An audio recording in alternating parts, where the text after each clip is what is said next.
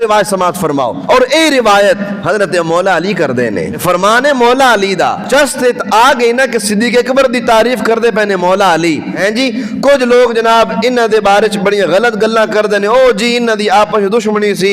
او جی انج ہو گیا تو یہ ہو گیا علی پاک صدیق اکبر نو من دے کوئی نان علی پاک دے بس مجبوری دی بنا تو انہوں دی بیعت کر لئی میں آکھیا جڑا مجبوری دی بنا تے بیعت کر لوے وہ تعریف کدی نہیں کردا باویں او نقصان نہ بھی کرے تعریف نہیں کردا چپ رہن دے حضرت علی تعریف کر دے نے حضرت علی مقام دین دے نے پتہ ہے چل دے کہ مولا علی صدیق اکبر نو اعلیٰ تے افضل من دے نے آؤ ذرا تھانو حدیث پاک سناوا کنز المال کتاب الفضائل حدیث نمبر 35622 ہے حضرت مولا علی فرماندے نے علی المرتضی فرماندے نے کی فرماندے نے فرمایا خیر هذه الامه بعد نبیها ابو بکر و عمر حضرت مولا علی فرماندے نے علی المرتضی فرماندے نے شیر خدا فرماندے نے اے کائنات والے ہو اے لوگو خیر هذه الامه اس امت دے وچوں جڑے سب تو بہترین بندے نے جڑے سب تو اعلی مقام والے نے جڑے سب تو افضل مقام والے نے انہاں دا نام کی ہے بعد نبیہ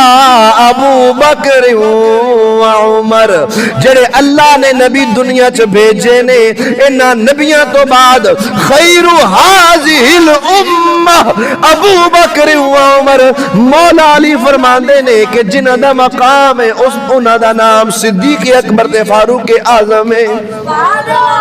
انہیں روایت مولا علی کر دینے مولا علی فرماندے نے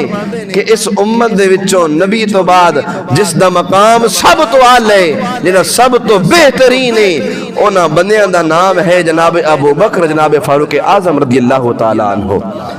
تے اگر کوئی گل کرے ادلی ادلی تو او دے سامنے اے حدیث بیان کریں انہوں آکھی کہ مولا علی تے اے کہندے نے تو تاریخ پڑھ کے میرا ذہن خراب نہ کر میں او خوش نصیب ہاں جڑا سرکار دے نال نسبت رکھن والی ہر چیز دا ادب و احترام کرنا ہے